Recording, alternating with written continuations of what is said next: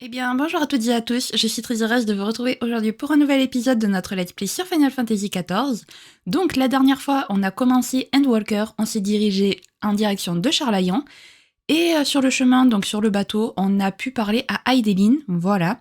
Donc, il nous a dit que la fin était proche, génial, super, et donc elle nous a bel et bien confirmé que c'est bel et bien une primordiale venue du fin fond des âges, tout comme Zordiark. Bon voilà, ça on n'avait plus aucun doute, mais là, si doute il y avait, ben il y en a plus. Et donc du coup, elle nous a dit qu'il fallait qu'on accomplisse la promesse qu'on s'était faite ensemble il y a longtemps. Alors, je ne sais pas de quelle promesse elle parle, parce qu'on ne lui a fait aucune promesse, jusqu'à ce que je sache. Donc, du coup, voilà. Après, on est arrivé à Charlayan, on a visité Charlayan en compagnie de Krill et de Graatia. Et puis, on est arrivé à l'annexe des élèves de Baldession, et donc là, Krill nous a expliqué qu'il fallait s'occuper de deux pistes. Donc la première, c'est celle de Charlayan, savoir pourquoi les Charlayanais sont si fermés, même ceux qui sont censés être ouverts d'esprit, sur le thème de l'apocalypse et des télophores. Et la deuxième option, la deuxième piste plutôt, c'est une demande qui a été adressée directement aux élèves de Baldession, qui provient d'une certaine Nidana qui est à Tavener, et qui leur demande de l'aide parce que il y a une tour de l'apocalypse qui est apparue près de chez elle, et qu'elle a potentiellement trouvé un moyen de protéger les gens de la subjugation. Voilà. Du coup, il va falloir qu'on aille l'aider. Nous, on va commencer par la piste de Charlayan, voilà. Et on fera celle de Tavener ensuite. Écoutez les amis, je vous propose de commencer sans plus tarder. À la poursuite du savoir, Krill a fermement l'intention de lever le voile sur les secrets du Conseil. Le comportement des membres du Conseil est des plus énigmatiques, mais il ne revient qu'à nous de mener l'enquête pour découvrir ce qui se trame dans les coulisses des rostres.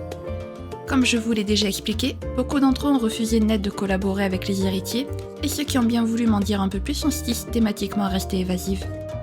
D'ailleurs, j'ai eu la nette impression qu'ils s'étaient tous concertés au préalable pour accorder leur violon. C'est pourquoi je pense que nous devrions chercher un début de réponse à leur comportement dans les ouvrages anciens du Noumen.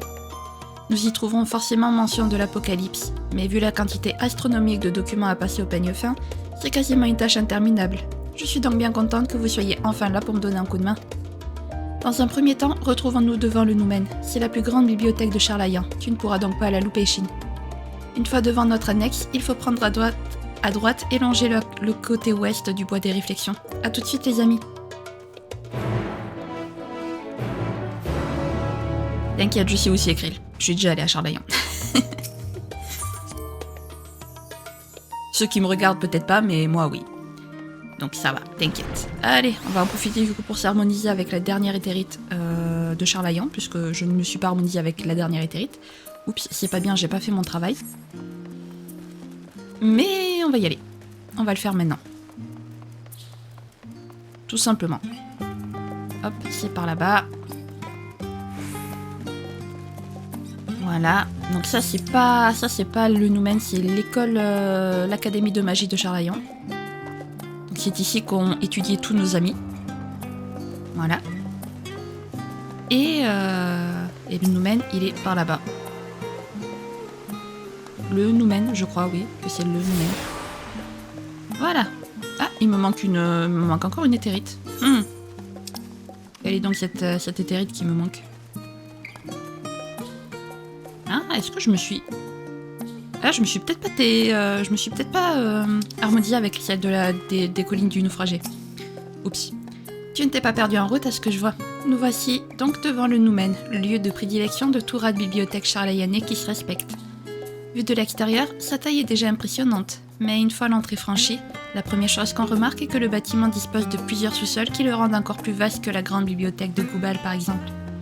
Tous les Charlayanais peuvent y accéder librement, mais certaines parties sont exclusivement réservées à celles et ceux qui ont le statut de preux. J'ai donc demandé à Yashtola et à Ara de se focaliser sur les rayonnages auxquels eux seuls ont accès. Pendant ce temps, Alizé, Alphino et moi allons nous répartir les rayons disponibles pour tout un chacun que je n'ai pas encore examiné. Quant à toi, Shin, je te propose dans un premier temps de concentrer tes efforts sur les sections contenant des bouquins sur l'histoire de Charlayan et celle du Conseil en particulier. Plus tu en sauras sur la cité du savoir, plus celle-ci t'en donnera un retour. Tiens, je pourrais même tenter d'en faire un nouveau dicton maintenant que j'y pense. Bon, assez plaisanté et au travail. Si chacun s'occupe correctement de sa partie, nous devrions avoir déjà récolté un nombre conséquent d'informations au bout de cette première session. Rendez-vous près des bancs sous l'abri quand tout le monde aura fini. Eh ben c'est parti alors.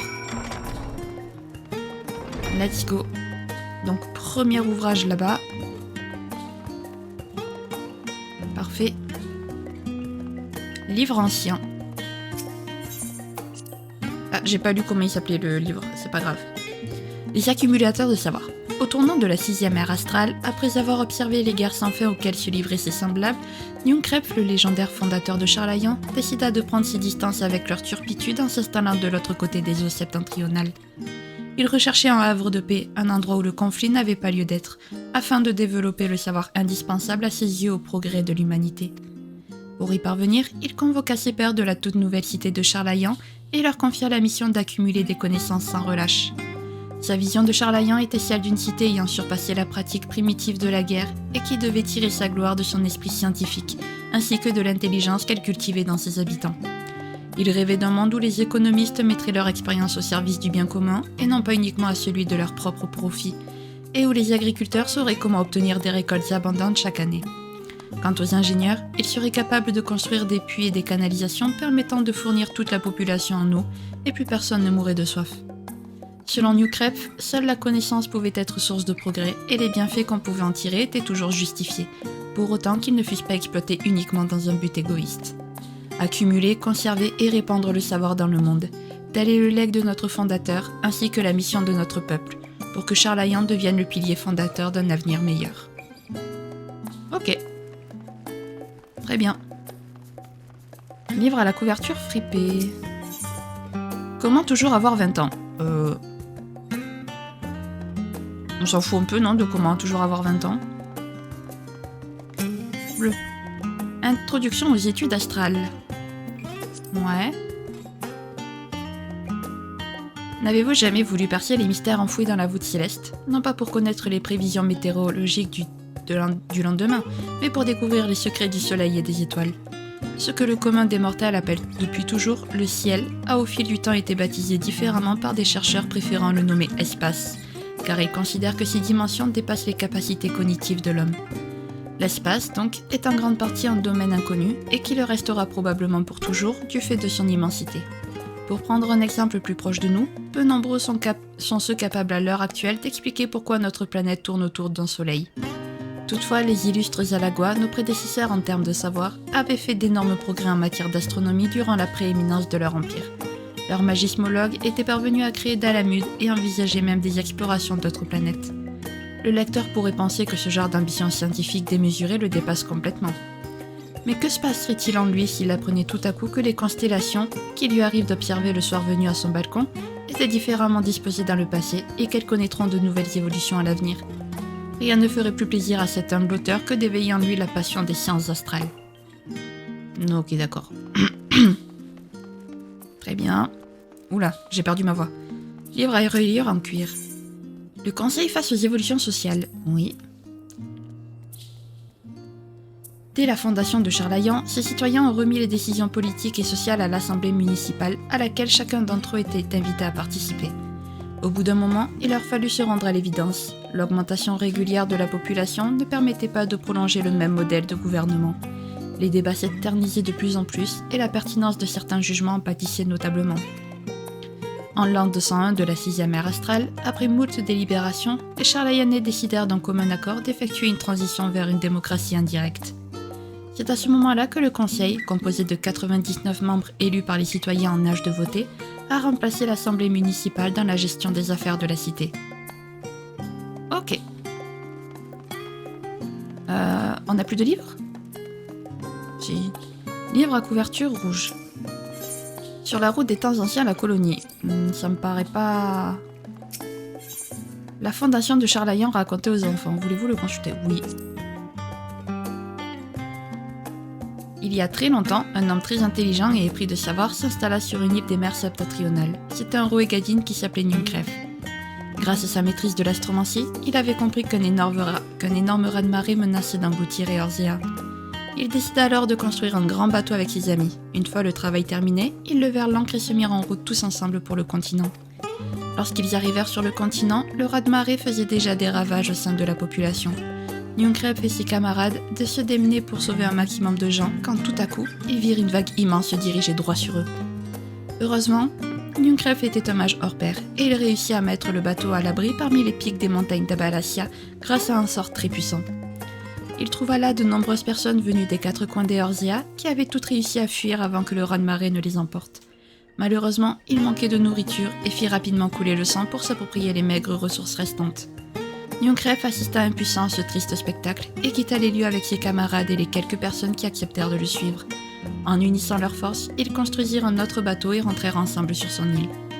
Et c'est ainsi que se forma le tout premier noyau de la population charlayanaise qui allait devenir le berceau de la florissante cité du savoir que nous connaissons aujourd'hui. Vous avez appris suffisamment de détails sur l'histoire charlayanaise et sur le conseil. Retournez au point de rendez-vous et attendez l'arrivée de vos camarades. Très bien. On y va donc. C'est parti. Hop. C'est juste ici. Oh, et en plus le soleil se lève. C'est magnifique. Enfin, le jour se lève. C'est beau. Rose et bleu comme ça, c'est beau.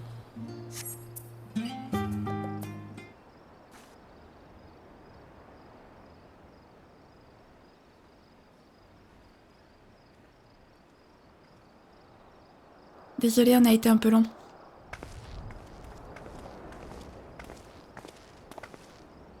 J'ai dégoté plusieurs livres contenant potentiellement des informations intéressantes. De leur côté, Alphino et Krill devraient être parvenus au même résultat. On verra bien ce qu'il en est une fois qu'ils nous auront rejoints. Pareil pour moi. Malheureusement, les étagères réservées aux preux ne contenaient rien de plus pertinent que les autres à première vue. J'ai donc été obligée d'éplucher le contenu de chaque ouvrage susceptible de nous être utile. Mais ma sélection est enfin terminée. Il ne nous reste plus qu'à attendre les autres pour analyser tout ça en profondeur. Quand je pense que ce serait le moment idéal pour inviter tout le monde à la maison, on pourrait discuter autour d'un bon thé confortablement installé dans du mobilier luxueux. Ce sera pour une autre fois, promis. Aucune importance en ce qui me concerne. J'ai toujours adoré bouquiner en plein air. Mais si tu veux insinuer par là que tu ignores si tu reverras un jour ta propre demeure, c'est nettement plus inquiétant. C'est exactement ce qui m'inquiète. Après que nous avons franchi la douane, je me suis débrouillée pour rencontrer discrètement un de nos servants afin d'en savoir plus sur la situation générale dans notre résidence. En un mot commençant, notre père a donné l'ordre de ne pas nous laisser entrer sous aucun prétexte, Alphino et moi. Et ce, alors que nous n'étions même pas encore arrivés à Charlayan.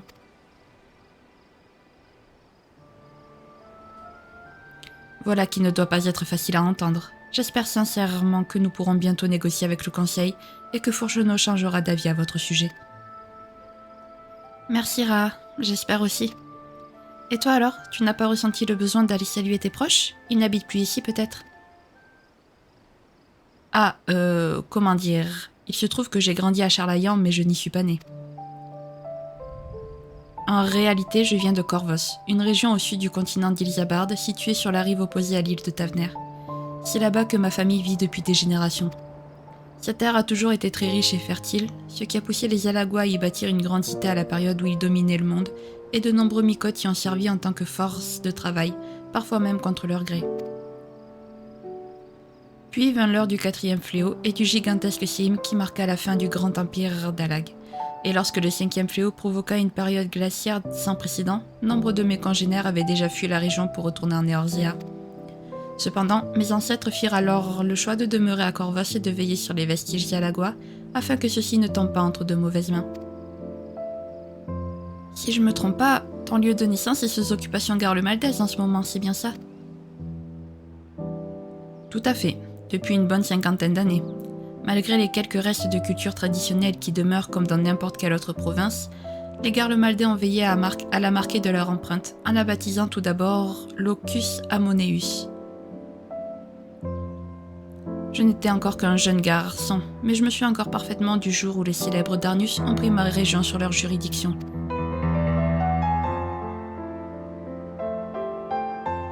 J'entendais souvent dire qu'ils s'intéressaient de très près à la civilisation alagoise, et ma famille ne savait plus quoi faire pour éviter d'attirer leur attention.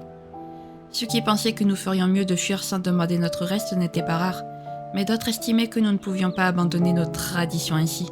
La crainte que les yeux de rang n'aient plus jamais de successeur était de plus en plus forte. En fin de compte, ils ont décidé d'un commun accord de se débarrasser de tout l'héritage Alagua avant que les Darnus ne s'aperçoivent de son existence. En tant que dernier porteur en date des yeux de rang, j'ai alors été confié à une organisation en laquelle ma famille avait une confiance absolue, les élèves de Baldession, et c'est ainsi que j'ai obtenu la citoyenneté charlayanaise. Eh ben dis donc, pour toi non plus la vie n'a pas dû être simple tous les jours. Excuse-moi pour ma question de tout à l'heure, je ne savais rien de tout ça. T'en fais pas, je suis pas le seul, semi-orphelin de la bande. Il me semble que Sancred en a vu des vertes et des pas mûres avant de tomber sur un certain Louiso Alim Salominsa, pas vrai?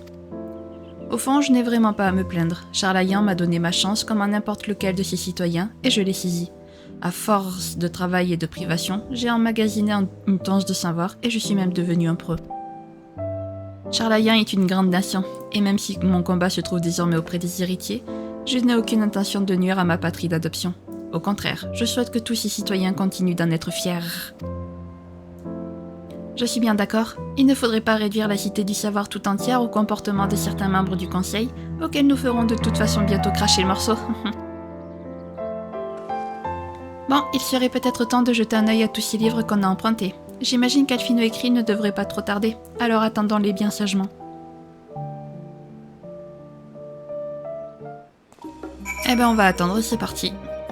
Voilà, nous attendons.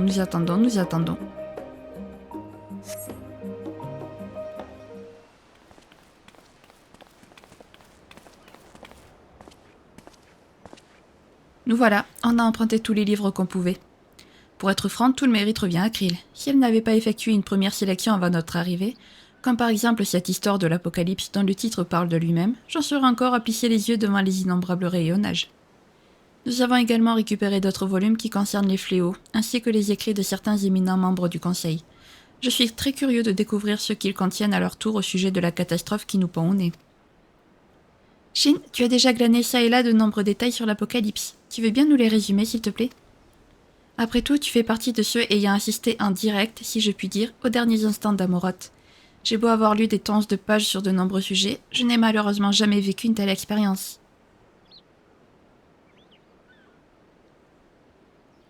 Merci, je suis tout oui.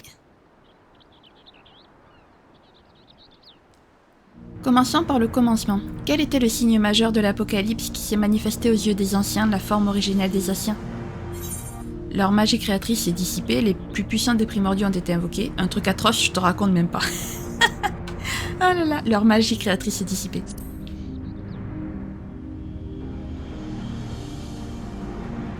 En effet, lorsque l'Apocalypse est survenu, toutes les formes de vie ont commencé à muter.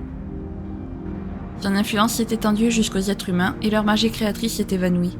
La peur et la douleur se sont matérialisées, des météorites se sont écrasés sur le sol, des geysers ont jailli des entrailles de la terre et des bêtes sanguinaires ont fait leur apparition.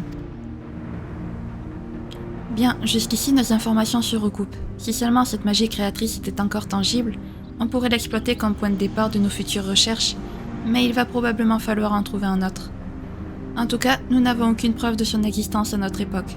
Ce qui s'en rapproche le plus, à mon avis, c'est la technique d'invocation des primordiaux mise au point par les Asiens, comme le disait Y'ashtola. Enfin, poursuivons. L'Apocalypse comporte-t-elle d'autres signes particuliers notables, selon toi ? Elle a consumé le monde entier en un clin d'œil. Il y a eu comme une complète venue des entrailles de la Terre. Vas-y, Alfino, puisque tu sais tout aussi bien que moi. Il y a eu comme une complète venue des entrailles de la Terre.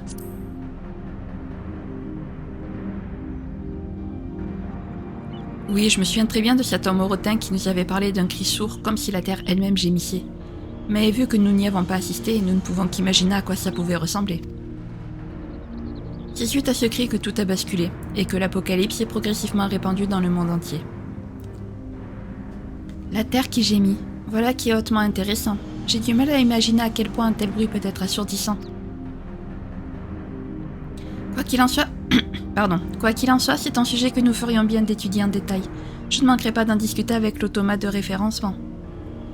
Pour finir, quel genre d'action les anciens ont-ils entrepris pour tenter d'éviter la catastrophe ? Ils ont invoqué Zordiark.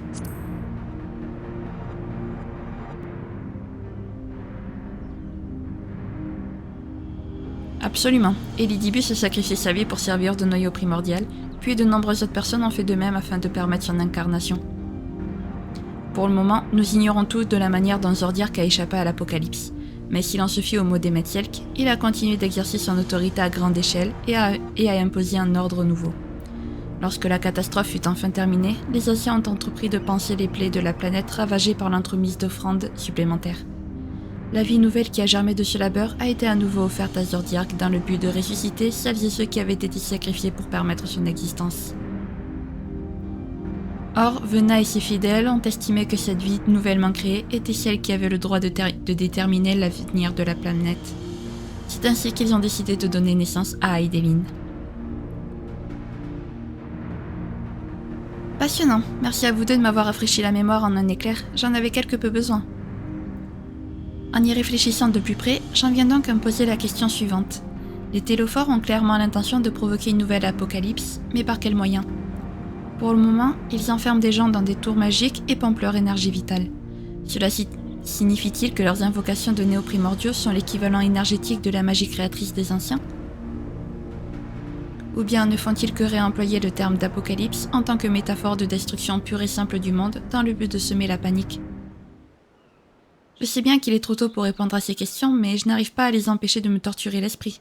Je ferais mieux de me concentrer sur nos problèmes de communication avec le Conseil. Eux, au moins, peuvent être résolus. C'est vite. Certes, mais d'abord, nous devons éplucher les informations contenues dans ces livres fraîchement empruntés. Ce sera l'occupation idéale jusqu'au retour de Y'shtola. Et allez, on attend une troisième fois. J'espère que Y'shtola, tu as trouvé des informations. Ça m'arrangerait bien.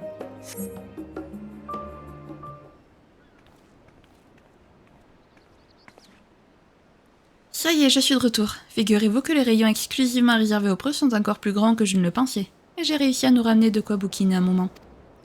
Justement, à ce propos, je préfère ne pas vous donner de faux espoirs. L'oracle de Gérun, le livre dans lequel Urianger a découvert l'existence des reflets du monde primitif, avait été enfoui dans la grande bibliothèque de Gumball, car il a été perçu comme une contrefaçon servant à semer le chaos parmi les hommes. Il est censé décrire le monde d'avant la fragmentation et l'apocalypse, mais je suis prête à parier qu'il est écrit dans un langage cryptique difficile à interpréter. Il ne serait donc pas surprenant que ni les membres du Conseil ni les autres preux ne soient capables d'expliquer ce qu'est réellement l'apocalypse pour le moment. Pourtant, il est évident qu'ils connaissent au moins une partie de la vérité sur la fin du monde que les Télophores essaient de provoquer. La façon avec laquelle ils se sont dérobés aux questions de Krill est plus parlante que n'importe quelle déclaration. Charlayan détient un secret de la plus haute importance et nous devons absolument découvrir lequel.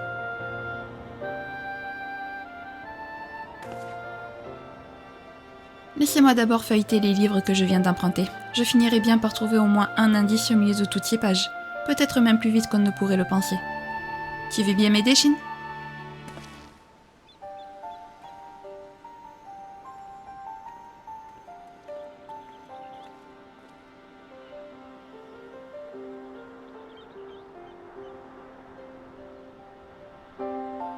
Ah bah on n'a pas fini, vous êtes officiellement devenu l'assistant préféré de Y'shtola. Bon bah écoute, on va pas se plaindre, hein. Alors Shin, qu'est-ce que tu as retenu de cette escapade culturelle ? De nombreux détails sur Charlayan et son histoire, j'espère. Je sais pas si on a tout retenu, mais d'accord. Tant mieux, c'est l'essentiel. Si tu veux continuer à te cultiver ou réviser tes connaissances, sache que tu auras toujours la possibilité de le faire en t'adressant à l'automate de référencement au comptoir du Noumen. Et surtout, n'oublie pas de te reposer de temps à autre, d'accord ? Faire travailler ses neurones sans arrêt, ça use autant que l'effort physique. On en sait déjà tous quelque chose ici, et on a encore du pain sur la planche.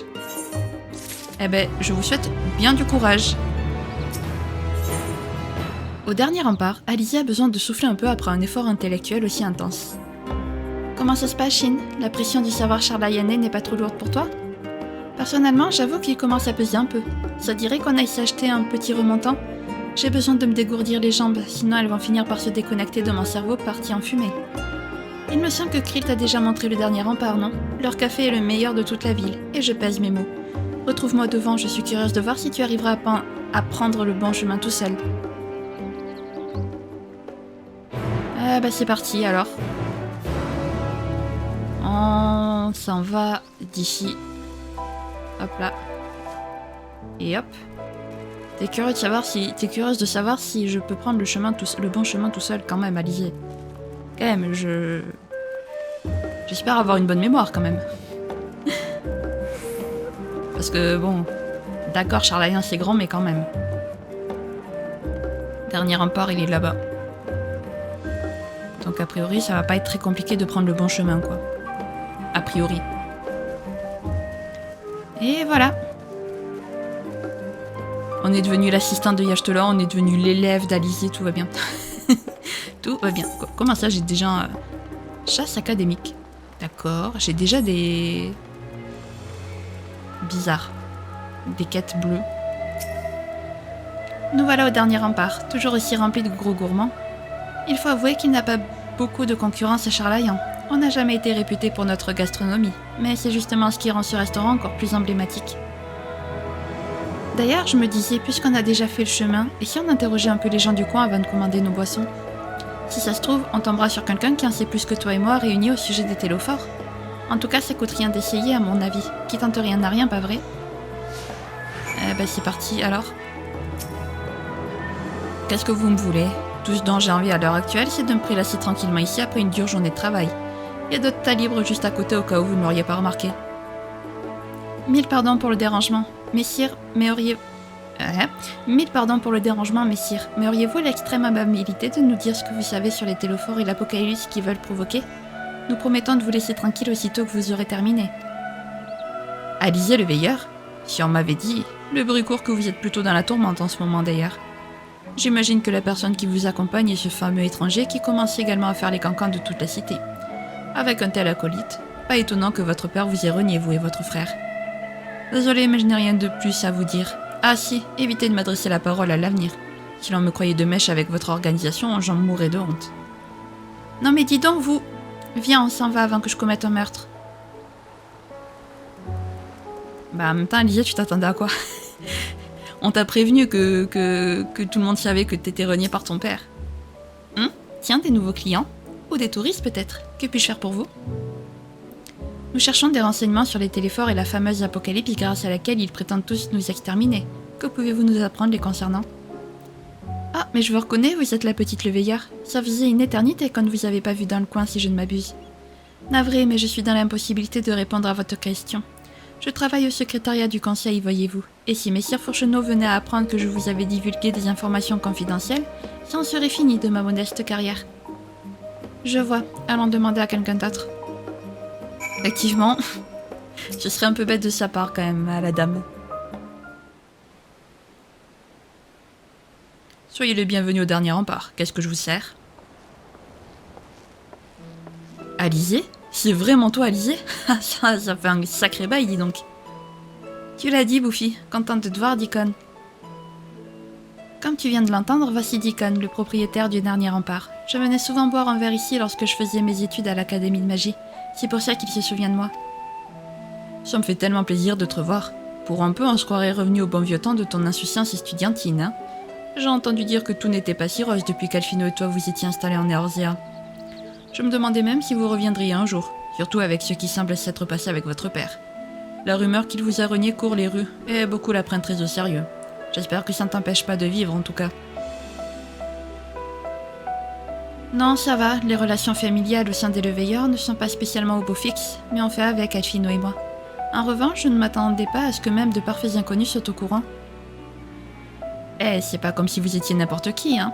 Un peu normal que toute la ville en parle, surtout quand messire Fourcheneau du conseil en personne est concerné.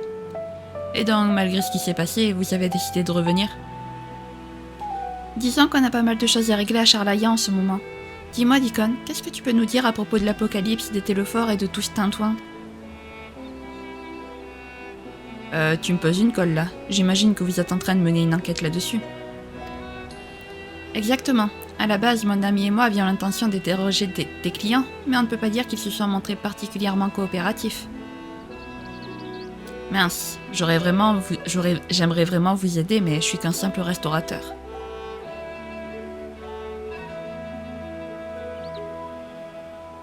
Attends, j'ai peut-être une idée. C'est la première fois que tu viens à Charlayan, pas vrai?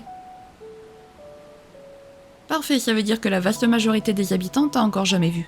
Eh bien, figurez-vous que je viens tout juste d'engager un nouveau serveur à temps très partiel. Discuter un peu avec les clients fait partie de notre boulot. Occupe-toi donc de leur apporter leurs plats et profites-en pour essayer de leur tirer les verres du nez. Je suis prêt à parier que tu obtiendras un meilleur résultat que la première fois. J'espère que ça te botte parce que je pense que c'est une super idée en fait.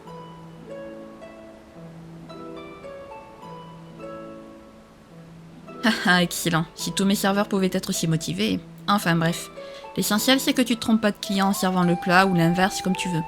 J'en ai 3 différents fraîchement sortis des cuisines, alors ouvre bien grand tes oreilles. Pour le petit groupe assis à la table avec vue sur la mer, c'est facile. Ils ont commandé une collation de thé. Ensuite, il y a la table avec les 2 dames qui papotent sans arrêt. Il s'agit de Gisela, une régulière, avec sa copine Yurgot. Elles ont pris une omelette. Et enfin, le micote assis juste derrière elle a demandé un homard doré au four. Voilà, je pense que tu y arriveras sans souci. Mais si jamais t'as un trou de mémoire, reviens me voir et je te la rafraîchirai. Allez au boulot, je te paye pas à rien faire, bohaha. Avoue, t'as toujours rêvé de la dire cette phrase, Deacon. Bon ben voilà, allez. C'est vrai, on n'avait pas encore été serveur jusqu'à présent. Ça y est, on peut ajouter un autre métier à notre palmarès. Allez. La collation de thé. Ah, merci beaucoup, ça a l'air délicieux. Ah, c'est une fille qui parle. Les quoi? Les télophores? L'apocalypse? Alors là, je ne vois absolument pas de quoi vous voulez parler. Pour être honnête avec vous, je me tiens assez peu au courant de l'actualité des nouvelles modes. En revanche, si vous voulez débattre des thèmes abordés dans les traités de magismologie datant du 2e tiers de la 6e astrale, je suis absolument incollable. Ok, donc là c'était l'omelette. Oh, regardez-moi un peu tous ces bons œufs battus, on va se régaler.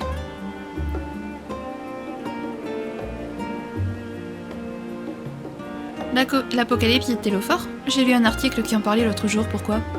Ces énergumènes ont l'air d'aimer employer de grands mots, mais je parie qu'il ne s'agit de rien d'autre que d'une énième querelle entre peuples encore un peu trop primitif. Que voulez-vous, nous ne sommes pas tous parvenus au même stade de l'évolution, c'est ainsi. Je me suis toujours tenue à l'écart de ce genre d'événements et je suis bien contente que le conseil soit majoritairement de mon avis. Et ici, le homard doré au four.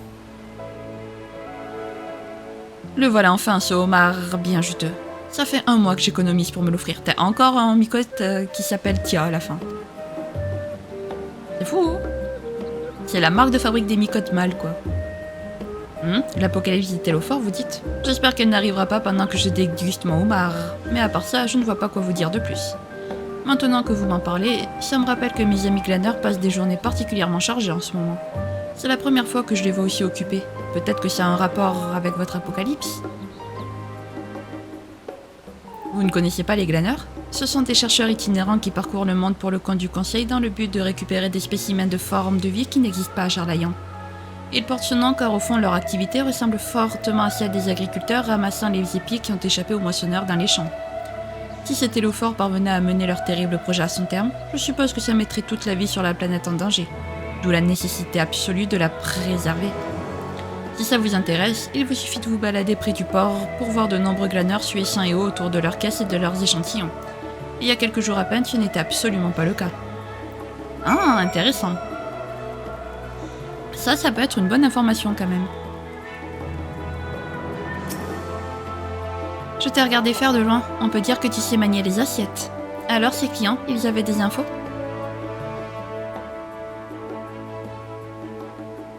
Ouais, pas grand chose quoi. Soit ils sont au courant de rien, voire s'en fichent, soit ils ne peuvent que faire des suppositions. Même Deacon, qui passe pourtant ses journées au milieu de sa clientèle, ne semble rien savoir de tangible.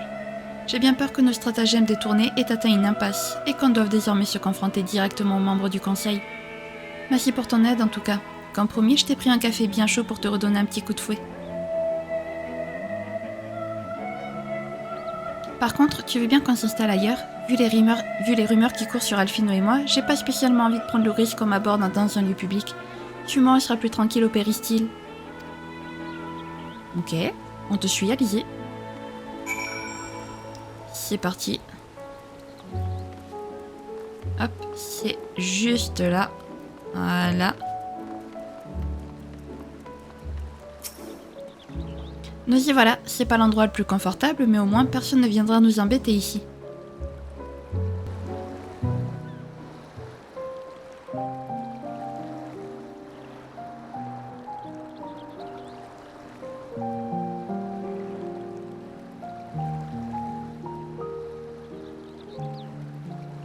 Tu sais, quand mon père nous a balancé à la figure qu'il nous reniait, Alphino et moi, je savais que c'était pas des paroles en l'air. Pourtant, Il faut croire que j'avais besoin de venir ici pour réaliser le véritable poids de ces mots. Tu te souviens de notre discussion quand on a décidé de venir à Charlayan tous ensemble? Ra a mentionné que si notre père s'était comporté de la sorte avec ses propres enfants, c'était probablement pour une raison précise qu'il tenait à nous cacher. Plus j'y réfléchis, et plus je me dis qu'il est dans le vrai. Fourchenot le Veilleur est un homme fier et têtu. Et il s'est pris le bec plus d'une fois avec grand-père Louisois. Mais jamais il n'aurait osé lui dire qu'il pouvait faire couler le sang à sa guise. Ça me rassure un peu de penser ça. Mais toujours est-il que je ne sais pas comment lui prouver que nous avons de bonnes raisons de nous battre. C'est surtout Elfino qui est très préoccupé à ce sujet. Moi, j'ai toujours eu tendance à me dire que j'avais fait le bon choix parce que c'était le mien, sans me poser plus de questions. C'est pour ça que je m'énerve autant quand on vient me prétendre le contraire. Je sais bien que parfois j'ai mauvais caractère, et que je devrais essayer de me mettre un peu plus à la place des autres, ou d'être moins têtue et égoïste. Mais je m'en rends toujours compte après coup. Si j'avais su trouver les mots justes lors de sa visite, je me demande si le paternel se serait ouvert à nous.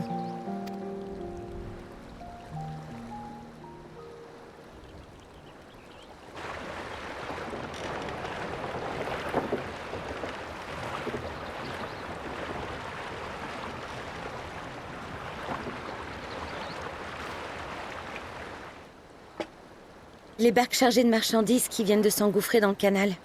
Elles sont en route pour le Labyrinthoz.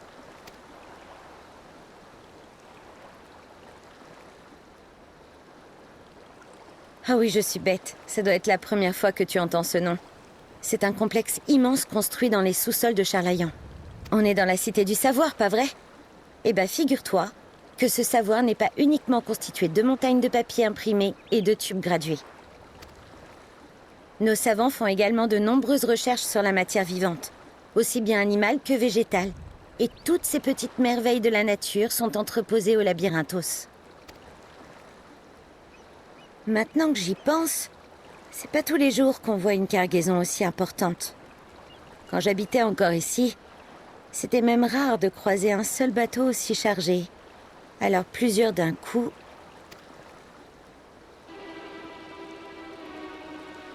Attends une seconde. Un client du dernier rempart nous a pas dit qu'il voyait de plus en plus de glaneurs faire des allées et venues entre la surface et les sous-sols? En parlant de glaneurs, c'est à coup sûr certains d'entre eux qui accompagnaient la cargaison tout à l'heure. Ça voudrait dire qu'ils ont obtenu l'autorisation officielle du conseil. Et si c'était l'arrivée des télophores sur le devant de la scène qui les avait poussés à s'activer pour une raison que nous ignorons encore? Qu'est-ce que tu penses de cette hypothèse? Perso, je crois qu'on tient le bon bout.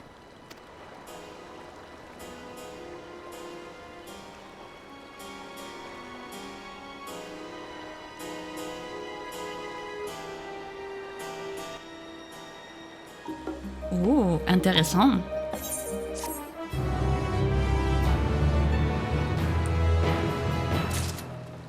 Allez, la suite. Descente dans les profondeurs. Alizé ne tient plus en place. Tout porte à croire que les glaneurs mijotent quelque chose. Il faut qu'on en discute avec les autres, et pas plus tard que tout de suite. Tu n'as qu'à partir devant pendant que je m'occupe de rendre les tâches au dernier rempart. On se retrouve devant le Noumen dans quelques minutes. Ok, bah tu sais quoi? On va pas se gêner pour s'y téléporter au Noumen. Hop, Académie de magie, ce sera toujours plus rapide. Non, par contre je veux pas rentrer dans l'Académie de magie. On va se calmer. Et c'est parti. Krail, on a du nouveau pour toi.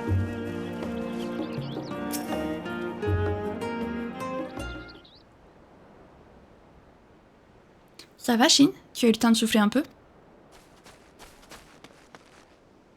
On a surtout eu le temps de boire un bon café chaud et de découvrir la prochaine étape de notre enquête d'une pierre deux coups. Il semblerait qu'il y a un surplus d'activité du côté des glaneurs. Raconte-leur, Shin.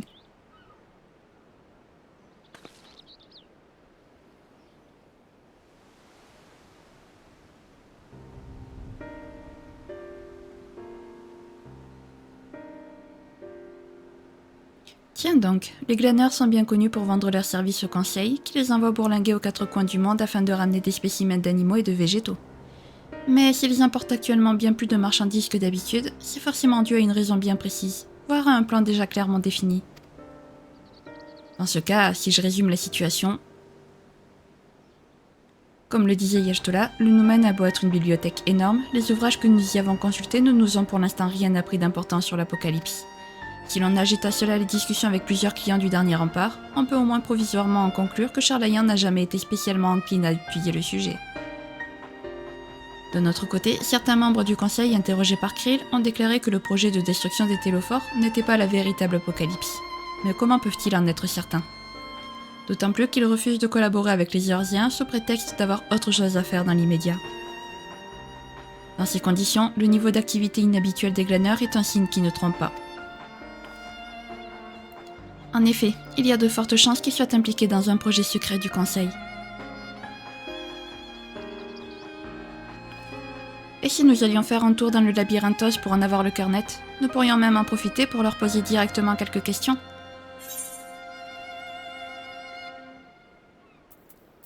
Génial, encore un peu de tourisme. On est aventurier à la base. Hein. Si ça te réjouit, tout le plaisir est pour moi.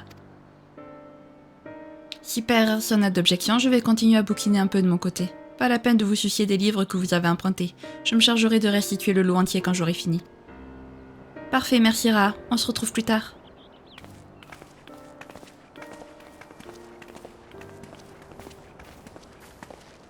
L'entrée du labyrinthos n'est pas tout à fait à côté. Rejoins-moi en bas de l'escalier, je t'amène.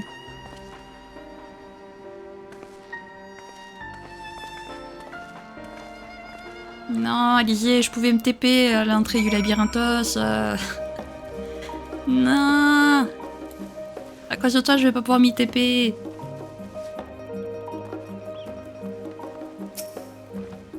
Nous voici sur la voie qui mène à l'entrée du labyrinthos. Je te préviens, le chemin est un peu sinueux à partir d'ici. Je passe devant, tu n'auras qu'à me suivre et tout devrait bien se passer. Allez. Ouais, je te suis, Alizé. Alizé, pourquoi tu marches? Pourquoi tu marches, Alizé? T'es sérieuse? Hein? On va la laisser prendre l'avantage, hein, parce que bon là, l'avantage. J'ai toujours aimé me balader en forêt. D'accord, mais c'est pas le moment de te balader en forêt, Alizé.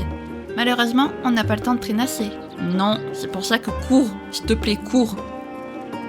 Je t'en supplie, Alizé, cours. Alizé. Il faut qu'on se dépêche. Au pas de course maintenant. Et tu pouvais pas le faire, genre, dès le début. Enfin, même au pas de course, tu me diras, t'es lente. Bon. On continue tout droit. Oui, je sais. Dire que là, on aurait déjà pu y être. Il faut qu'on franchisse ce pont. Ok, on va franchir le pont alors.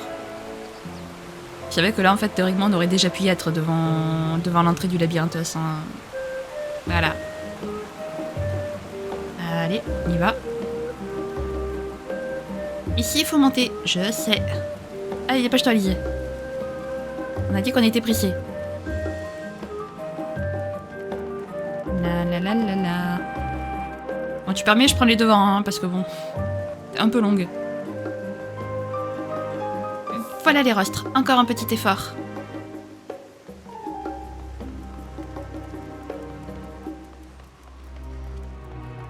C'est bon, je peux y aller toute seule? Je peux y aller, oui, je peux y aller solo. Allez, c'est parti. Ah, ok, ça s'arrête là. Et hop, nous y voilà. Le labyrinthe se trouve en bas de l'escalier derrière cette porte. Bien sûr, la prochaine fois que tu voudrais y faire un tour, je te conseille de simplement utiliser le réseau de transport urbain itéré de Charlayan. N'oublie pas de t'harmoniser avant qu'on poursuive notre chemin, d'accord? C'est déjà fait, Alizé. Merci quand même. Allez, c'est bon, on va pouvoir accélérer un peu le pas. C'est magnifique. C'est grand quand même, Charlayan. Et nous y voici. J'ai déjà obtenu un droit d'entrée pour tout le monde. Nous n'avons plus qu'à nous rendre dans le labyrinthos. L'entrée se trouve juste en bas de cet ascenseur. C'est parti. Eh ben, let's go.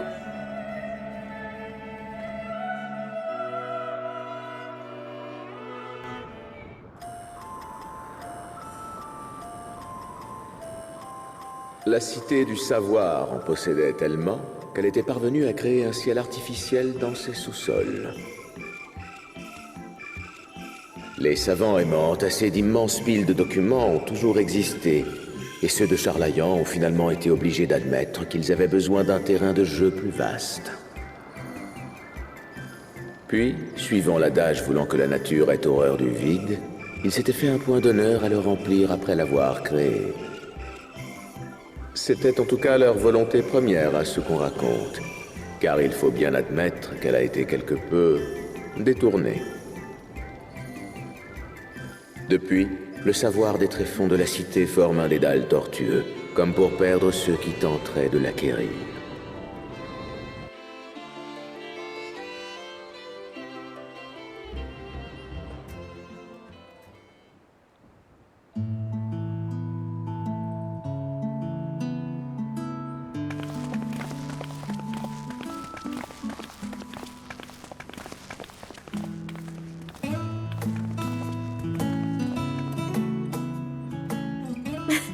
Si tu voyais ta tête, on se croirait dehors, pas vrai? Pourtant, ce ciel est totalement artificiel. Malgré les apparences, nous nous trouvons bien sous la ville. Tous les phénomènes naturels que tu peux voir, sentir ou toucher ici ont été créés par la main de l'homme. Peu d'étrangers le savent, mais Charlayan est une île volcanique. Autrefois, tout cet espace était une immense chambre remplie de magma. Lorsqu'elle a été découverte il y a environ 400 ans, les chercheurs l'ont immédiatement adaptée pour qu'elle puisse accueillir le reste de leur paperasse, ainsi que les organismes biologiques leur servant de cobayes. D'ailleurs, j'ai cru comprendre qu'elle était toujours en expansion. Regardez là-bas. Ce serait pas des glaneurs par hasard?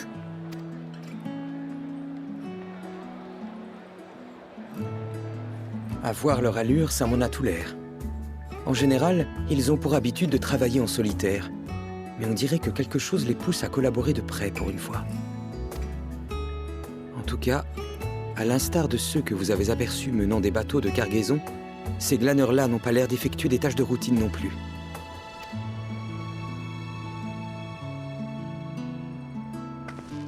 Bon, on perd pas de temps et on se sépare pour leur tirer les vers du nez, d'accord?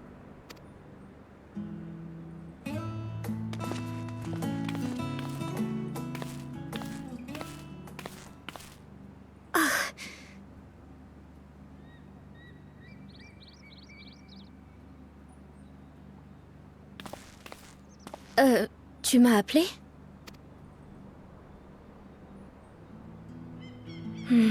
C'est bizarre. Peut-être que la descente en ascenseur était trop rapide pour une pauvre petite Lalafell. Viens, il faut qu'on se dépêche ou Alizé risque de se fâcher tout rouge.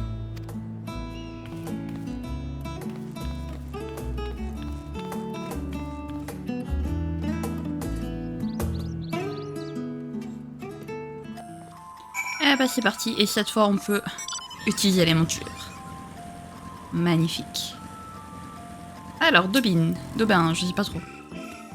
Ce que je fais, ça se voit pas comme le nez au milieu de la figure. Je transporte des livres, des minéraux, des animaux et que sais-je encore, d'un endroit à un autre du matin au soir. Voilà ce que je fais. Excusez-moi, je suis fatiguée, mais je sais bien que c'est pas de votre faute. Toujours est-il que l'inventaire du labyrinthos a lieu tous les 10 ans en temps normal, mais cette fois c'est plutôt le grand nettoyage du siècle. En plus, le dernier inventaire remonte à quelques années à peine, donc je comprends pas très bien où les grands pontes du conseil veulent en venir. Une nouvelle extension des sous-sols par entier, quel miracle peut-être. Votre discussion avec Dobin vous a permis d'en savoir plus sur le grand inventaire du labyrinthos. Je sais pas comment prononcer son nom, donc je fais ce que je peux quoi. C'est parti.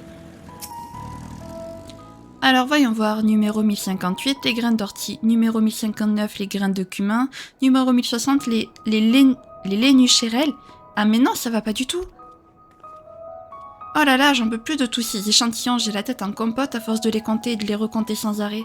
Entre ceux qu'il faut déposer ici et ceux qu'il faut transporter ailleurs, c'est une pagaille sans nom. Et voilà, je sais déjà plus où j'en suis. Si je mélange les carottes du Coertas avec les girabaniennes, je serai bonne pour rechercher un autre travail dès demain, c'est moi qui vous le dis. Votre discussion avec Tiev vous a permis d'en savoir plus sur l'immense quantité de produits à trier. La pauvre. Et le dernier glaneur à qui il faut parler. Erenville. Enchanté. Bien le bonsoir chez vous. Vous n'êtes pas d'ici, je me trompe. Écoutez, je serais ravie de tailler le bout de gras en temps normal, mais je suis absolument débordée. En plus de mes tâches personnelles, je dois aider un collègue à retrouver des rongeurs. Il était tellement épuisé qu'il a chuté en les transportant et les bestioles en ont évidemment profité pour s'échapper de leur cage. Votre discussion avec Erenville vous a permis d'en savoir plus sur les rongeurs du glaneur épuisé. Enchantée de te rencontrer, collègue. Collègue Vira. Deuxième Vira qu'on rencontre dans la quête principale. C'est trop bien. Krill. Alors raconte, qu'est-ce que tu as pu apprendre des glaneurs? Hop, hop, hop. Tiens, les témoignages. Si je comprends bien, ils sont en train de procéder au plus grand inventaire jamais effectué, avec une tonne de marchandises à transporter un peu partout. Évidemment, on peut comprendre qu'ils soient quelque peu fatigués. La nouvelle réjouissante dans tout ça, c'est que nous semblons être sur la bonne voie. Il se trame effectivement quelque chose de pas commun au labyrinthe. En effet. Souriez, vous êtes frisé. D'accord, si tu veux le jeu. Krill semble absorbé dans ses pensées. Tout le monde l'aura constaté, les glaneurs sont extrêmement occupés. À nous maintenant de découvrir l'étendue de leurs tâches et dans quel but précis ils doivent les accomplir. Shin, tu veux bien approcher un peu? Il vaut mieux qu'on reste discret. Un des glaneurs t'a dit que son collègue avait laissé filer des rongeurs et qu'il allait devoir l'aider à les retrouver, c'est bien ça? Et si tu lui proposais de l'aider, ça te permettrait de lui soutirer davantage d'informations, tu ne crois pas? Je vais continuer de fouiner de mon côté, on verra bien ce qu'il en sortira. On se retrouve tout à l'heure. Eh ben c'est parti, reparlons à Erenville alors. Voilà. Rebonjour Erenville. Vous voulez me donner un coup de main pour retrouver les rongeurs? Je vous préviens, ce sera du pur bénévolat de votre part. Mais si ça vous convient, votre aide est la bienvenue. Au fait, je m'appelle Erenville. Je suis un glaneur spécialisé dans la traque et le transport d'animaux sauvages. Les bêtes que nous cherchons sont des rongeurs de la région de Naksha. Ce sont des souris à frisettes, comme on les appelle couramment. Après vérification de ma part, il semble qu'il n'y ait pas d'autres sous-genres de la même espèce en circulation dans le labyrinthe à l'heure actuelle, ce qui signifie que chaque souris que nous croiserons fera partie du lot recherché. Tenez, voici un sac de chanvre pour les rattraper. Pour les attraper. J'ai déjà fouillé les environs immédiats et n'en ai pas trouvé une seule. Nous allons donc devoir étendre notre zone de recherche jusqu'à cette forêt broussailleuse fraîchement reconstituée selon les procédés naturels. N'oubliez pas non plus que le labyrinthos regorge de créatures en tout genre, dont certaines raffolent de souris bien grasses comme celle-là. Attendez-vous donc à rencontrer quelques prédateurs durant vos recherches. Très bien, il est temps de nous lancer à l'aventure. Je me charge du côté ouest pendant que vous vous occupez de l'autre, d'accord? Je vous laisse deviner lequel, ça devrait pas être trop difficile. À tout à l'heure. T'es un petit rigolo, Erenville, hein? Ah là là. Allons-y. Donc, cherchons une petite souris frisée. À frisette, pas frisée. Où est-ce que pourrait être la souris? J'en ai aucune idée. Petite souris, petite, où es-tu? Elle est là-bas. Magnifique. Y a pas un intérêt d'ailleurs? Si, il y en a un. Bonjour le coyote.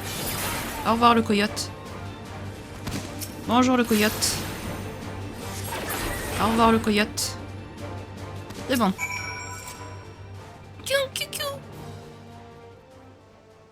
La souris à Frisiat a eu le temps de s'enfuir avant même que vous n'ouvriez votre sac. Super. Génial. Satanée souris. Alors. Où est-ce qu'elle est maintenant cette souris? Là-bas. J'ai vu le pourtour violet. Hop. Voilà. Où est-il? Non, c'est pas la souris que je veux attaquer. Voilà. Allez. Sac de chambre. La souris à Frisiat a habilement esquivé votre sac. Foutu rongeur, reviens ici, que je t'attrape. Non, je rigole.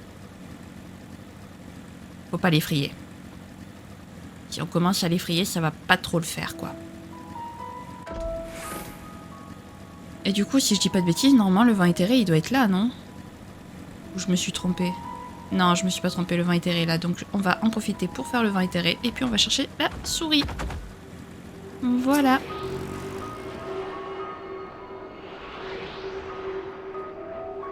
Allez, premier vin éthéré d'Endwalker. Fait. Voilà, la souris à frisette est là. Et cette fois-ci, tu te laisses attraper. Oh pauvre, elle me fait de la peine. Vous avez enfin réussi à attraper la souris à frisette. Ouais. Magnifique. On l'a enfin attrapé, cette souris. Si c'est pas merveilleux. Bon, ben voilà, du coup, on va pouvoir retrouver Erenville. Et c'est parti. Hop. Voilà. Erenville, où es-tu? Tu es là. Nous l'avons retrouvé. Comment ça se passe de votre côté? J'ai réussi à en capturer 3, mais cette satanée 4e m'échappe toujours. Bah tiens, nous on l'a. Merci, vous m'avez une sacrée épine du pied. Cette souris a l'air en pleine forme, qui plus est. Excusez-moi un instant, je vais la déposer dans sa cage et je reviens vers vous aussitôt après. Pas de soucis, vas-y Erenville, fais ton boulot.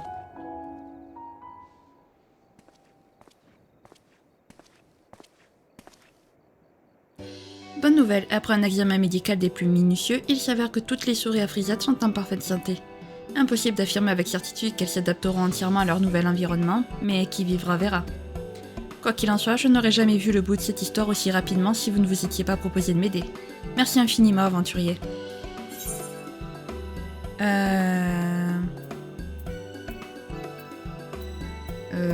Touc. Au fait, qui vous a demandé de retrouver ces souris?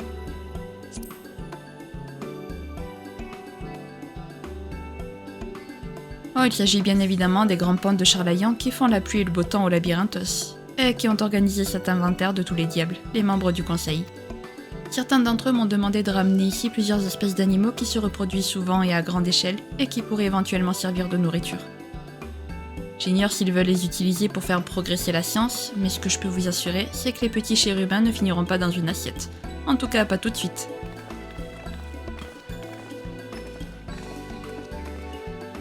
Chine, on te cherchait partout. Cet homme est le glaneur qui cherchait les rongeurs égarés, je présume.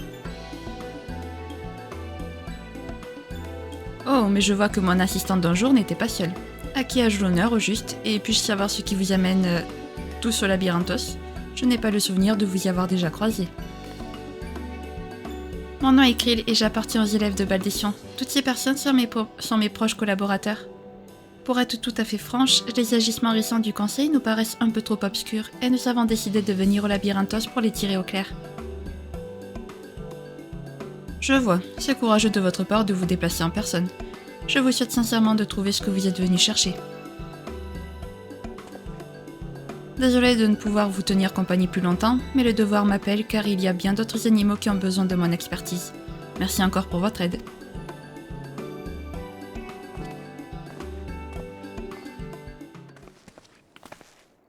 Tu as pu le faire parler?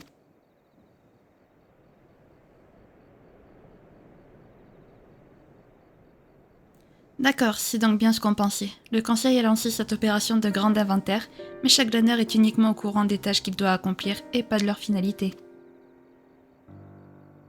En tout cas, ça rejoint ce que nous avons appris de notre côté. Aucune autre information qui a son importance, il semblerait que l'inventaire ait été entamé 4 jours après l'annonce de la venue de l'Apocalypse par les Télophores. C'est à ce moment-là que les glaneurs auraient été mobilisés en masse au sein de leurs collègues, au sein de leur collège. Étant donné qu'ils passent leur vie à bourlinguer jour et nuit par monts et par vaux, on pourrait croire qu'ils sont au courant du moindre événement insignifiant qui s'est produit à l'autre bout du monde. D'après ce que j'ai personnellement découvert, ce nouvel inventaire, bien plus massif que tous ceux qui ont eu lieu par le passé, est arrivé comme un cheveu sur la soupe. Personne n'avait prévu d'avoir autant de travail sur les bras dans un laps de temps aussi court, et le retard s'accumule petit à petit chaque jour qui passe. Or, il paraît impossible qu'une entreprise d'une telle envergure ait pu être décidée la veille sur un coup de tête. En ce qui me concerne, j'en tire la conclusion que ce plan était prévu de longue date, mais que le conseil attendait le bon moment avant de le mettre à exécution. Si je te suis bien, ce bon moment dont tu parles, c'est l'annonce de l'apocalypse par les télophores. Oui, le terme bon est peut-être mal choisi, mais à moins que nous découvrions d'autres indices prouvant le contraire, je crois que nous devrions poursuivre notre enquête à partir de là. Nous sommes encore loin d'avoir exploré la totalité du labyrinthos. Nous ferions bien de nous mettre immédiatement en route pour voir ce qui se trame dans les autres installations. Justement, je pensais me rendre à l'Archéon. Ces sous-sols sont remplis de...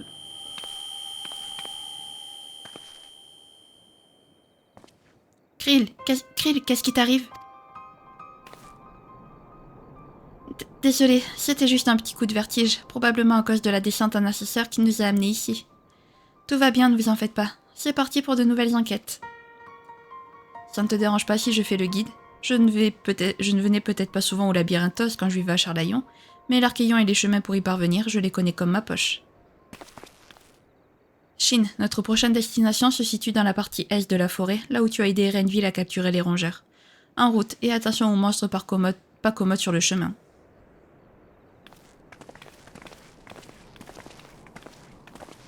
Eh ben c'est parti alors. Hop, c'est par ici. Nickel. Donc on va parler à Alphino au niveau de l'Archéon. Du coup. Et qui veut dire Archéon veut dire éthérite. Oui, première éthérite hors ville quoi. Donc c'est trop bien. Il n'y a pas d'autres... Non, très bien. Il n'y a pas d'autres intérêts proches pour l'instant. Et nous y voici. L'Archéon. Nous voici devant l'Archéon, l'autre plus grande bibliothèque de Charlayan, avec le Noumen. Pour sa part, elle sert plutôt à la conservation des documents officiels. Architecturalement parlant, les deux constructions sont assez semblables, mais l'Archéon a pour particularité de faire le lien entre d'énormes pièces qui ont été creusées dans la roche de l'ancienne chambre magmatique. C'est là que les glaneurs et autres chercheurs ont déposé une quantité immense d'échantillons divers et variés et consigné leurs descriptions dans les archives de la bibliothèque. Au cas où ce n'était pas déjà le cas depuis longtemps, j'espère que tu comprends mieux à présent pourquoi Charlayan est surnommée la Cité du Savoir. Ouais, je pense qu'on comprend. Voyage au centre du labyrinthos, Alphino observe l'intérieur de l'Archéon. Et si nous entrions dans l'Archéon sans plus tarder? Le réceptionniste devrait pouvoir nous donner quelques renseignements. Ok, mais juste avant, on va les harmoniser du coup avec l'éthérite. Si tu permets, Alphino. Merci. Hop. Ah, la petite éthérite qui est entourée d'eau, c'est trop beau. Je sais pas comment ils font pour faire en sorte que ça ne déborde pas, mais...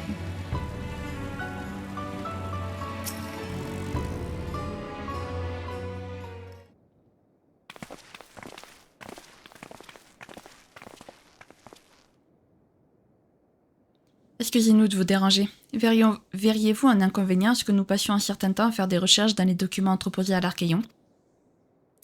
A priori non, mais vous ne semblez ni faire partie du personnel de l'établissement ni des glaneurs. Puis-je vous demander qui vous êtes ainsi que la raison exacte de votre présence? Nous faisons partie des élèves de Baldécion. La majeure partie de vos rayonnages est ouverte à tous les publics, n'est-ce pas? Oui, en temps normal. Depuis le début du grand inventaire qui a cours actuellement, nous sommes dans l'obligation de restreindre l'accès de l'Archéon uniquement à ceux qui y participent et à notre personnel. Veuillez nous excuser pour la gêne occasionnée. Quelle poisse, mieux vaut aller tenter notre chance ailleurs. Si je ne me trompe pas, l'Archéon dispose d'un ascenseur qui mène directement au niveau médian du labyrinthos. Serait-il possible que nous l'empruntions? Malheureusement, l'ascenseur dont vous parlez est uniquement réservé au transport de marchandises jusqu'à la fin de cette période. Navré de ne pouvoir une nouvelle fois répondre favorablement à votre requête. En clair, ça veut dire qu'on ne peut plus aller nulle part? Vous m'envoyez sincèrement désolé, mais l'inventaire est en cours à priorité absolue. Nous serons ravis de vous accueillir lorsqu'il sera terminé. Qu'est-ce qu'on fait maintenant? On peut pas se permettre d'attendre sans ces temps. Et si on allait en discuter dehors pour commencer?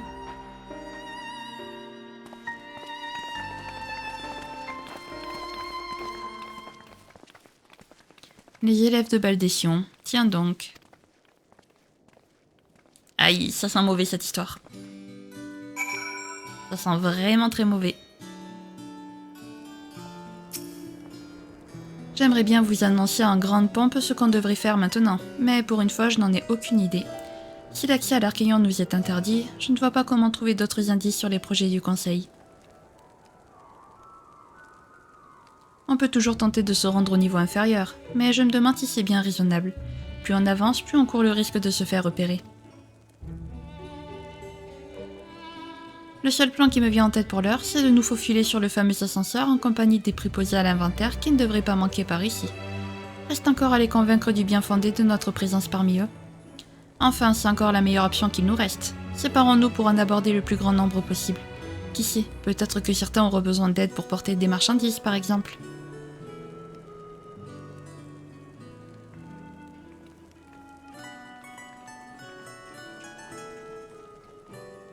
Ah bah c'est parti alors. Étudiante contrariée. Vous désirez vous rendre au circuit médian? Désolé, mais nous ne pouvons rien pour vous. Nous sommes de simples étudiants qui avions affaire dans l'Archéon, mais nous nous sommes fait jeter dehors comme des malpropres. En plus, c'était vraiment pour la bonne cause. L'autre jour, durant une promenade au bois des réflexions, nous avons découvert une créature inconnue qui ne semblait figurer dans aucun répertoire de spécimens.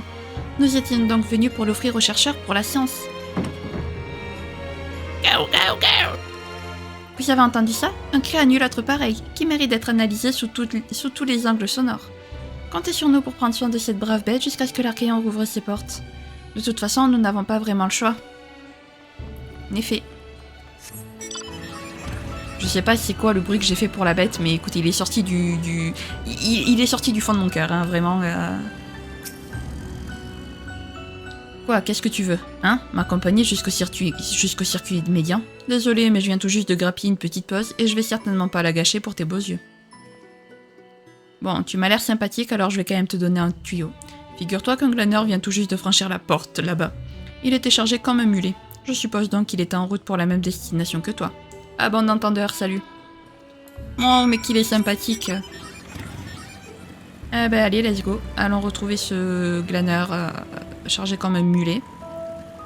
Qui est par là-bas d'ailleurs. Comment je monte? Est-ce que je peux monter comme ça? Oui, je peux monter comme ça, parfait. Hop. Bonjour Irenville, rebonjour. Comment tu vas? Surtout pas un bruit. Où il va prendre la où il va prendre la poudre d'escampette. C'est nous, c'est encore nous. Encore vous? Soit c'est le destin, soit vous me suivez à la trace. Je ne vois pas d'autre possibilité. Désolé, mais j'ai vraiment pas le temps là. Mes clients m'ont commandé un oiseau et si je ne l'attrape pas d'ici peu, ils risquent de l'avoir mauvaise.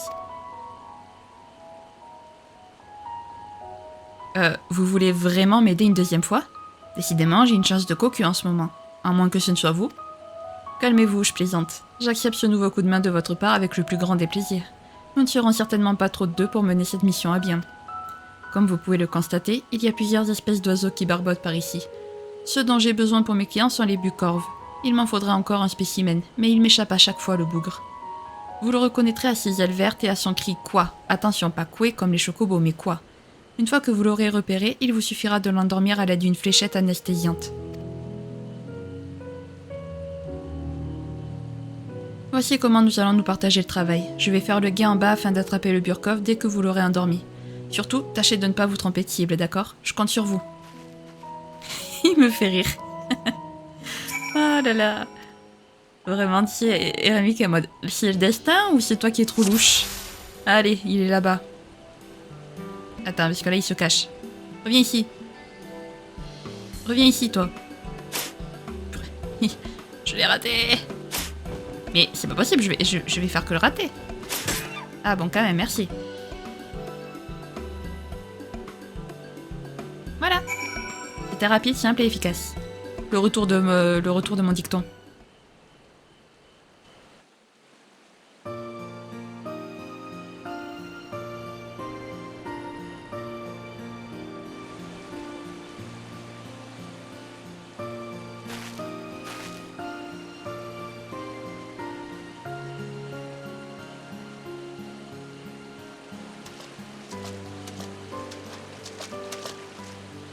Belle prise, dites donc. Merci pour votre aide. J'arrive tout de suite, le temps de mettre ce spécimen en sécurité.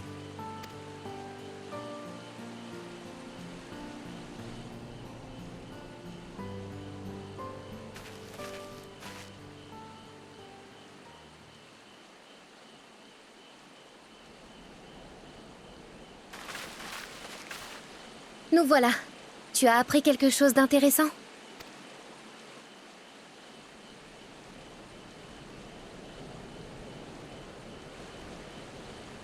Tu as chassé des bucorves avec le glaneur de tout à l'heure? D'ici peu, tu seras un vrai Charlayanais pur jus. Au fait, je me demandais, pourquoi chassez-vous directement dans le labyrinthos? Avant, on allait le faire à l'extérieur de la cité pour ensuite ramener les proies ici, il me semble. Ce n'est pourtant pas si rare, vous savez. Le labyrinthos est un lieu spacieux, mais avec tous les animaux et plantes qu'on y héberge, la place finit forcément par manquer. Il arrive donc qu'on renvoie quelques résidents à l'état sauvage. Tous les glaneurs doivent être formés à cette tâche, dans le respect de l'équilibre naturel entre le spécimen concerné et son lieu de vie d'origine. Ceci dit, il y a cette fois une petite différence de destination. Il se trouve qu'on m'a demandé d'envoyer les animaux en bas.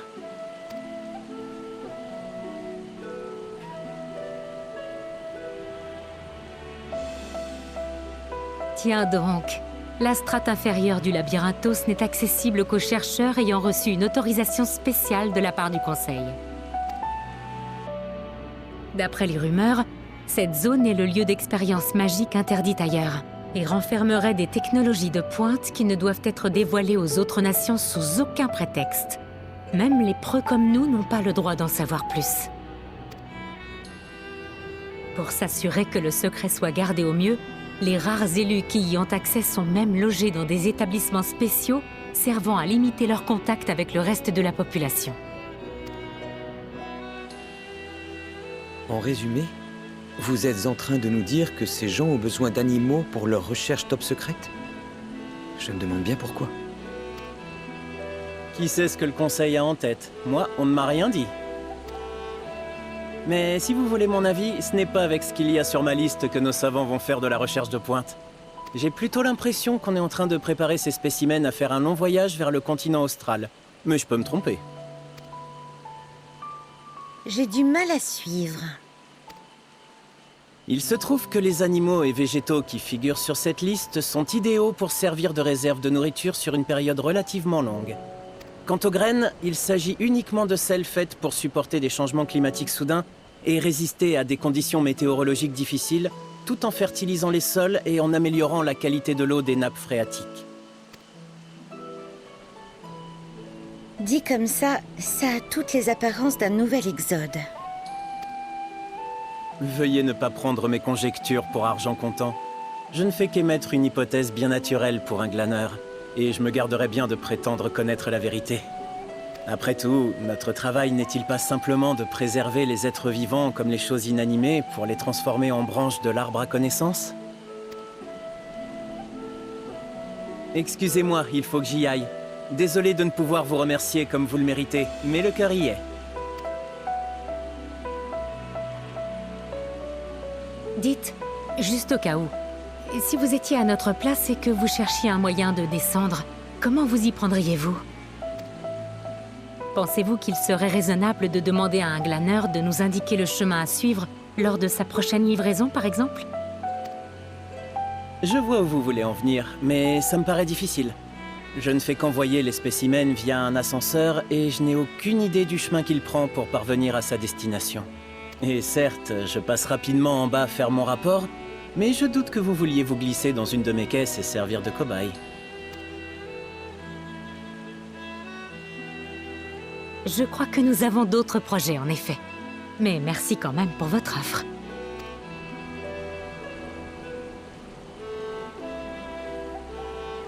En y réfléchissant bien, il se pourrait que je connaisse un autre moyen de descendre. Enfin, ça relève plus du parcours d'athlète.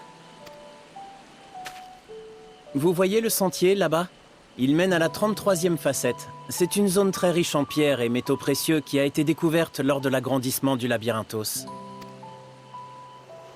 La route y est assez dangereuse, mais vous m'avez l'air suffisamment en forme pour tenter l'aventure. Une fois arrivé au bout, vous vous trouverez dans le circuit médian. Vraiment? Même moi, c'est la première fois que j'entends parler d'un tel passage secret. Merci beaucoup, Erenville. Pas de souci, je vous dois bien ça. Mais je préfère vous prévenir une nouvelle fois. Si vous décidez d'y aller, c'est à vos risques et périls. Sur ce, à la prochaine!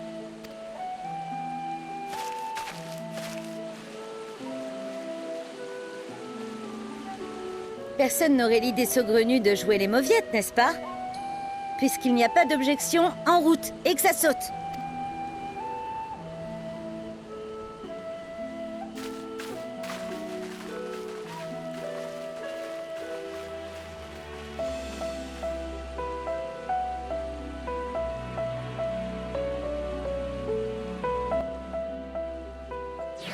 Bah dis donc, on serait pas tombé sur un glaneur ultra sympathique, il nous aide et tout, c'est trop gentil. Heureusement qu'il était là pour nous aider. Heureusement, parce que sans lui, je crois qu'on tournerait encore en rond, malheureusement. Mais c'est plutôt cool. Hop. Et c'est parti. Non pas pour la descente, mais pour faire terminer la quête. Voilà. Allez. Nous voici donc devant la 33e facette. En tendant l'oreille, on entend des bruits très bizarres. Nous ferions bien de nous préparer à affronter des créatures pour le moins exotiques. Et quand bien même elles n'opposeraient pas de résistance particulière, je te conseille de faire attention où tu mets les pieds. Ce n'est vraiment pas le moment de se fouler la cheville dans un tunnel sombre. J'avoue. Bah écoutez les amis, je vous propose qu'on s'arrête là. Bon, bah écoutez, on a bien avancé, mine de rien. Enfin, on a bien avancé dans l'enquête, pas tant que ça, mais on commence un petit peu à... Donc, Alizé pense que peut-être les Charlayennais préparent un nouvel exode, ce qui serait pas très étonnant, étant donné qu'ils ont déjà fui une première fois la fin du monde, donc ça m'étonnerait pas qu'il a fui une deuxième fois. Je dis pas ça pour les juger, hein, c'est que vu qu'ils l'ont fait une première fois, c'est pas étonnant qu'ils le fassent une deuxième fois, c'est tout. On a rencontré un petit glaneur sympathique, ça c'est plutôt cool. Et du coup, bah, la prochaine fois, on espère pouvoir en apprendre quand même un petit peu plus sur ce qui se trame à Charlayan. Voilà. En attendant, si jamais cette vidéo vous a plu, n'hésitez pas à la liker, à commenter, à vous abonner, à activer la cloche de notification, également à partager si jamais le cœur vous en dit. Sur ce, je vous fais plein de gros bisous, prenez bien soin de vous, c'est très important. Bye bye!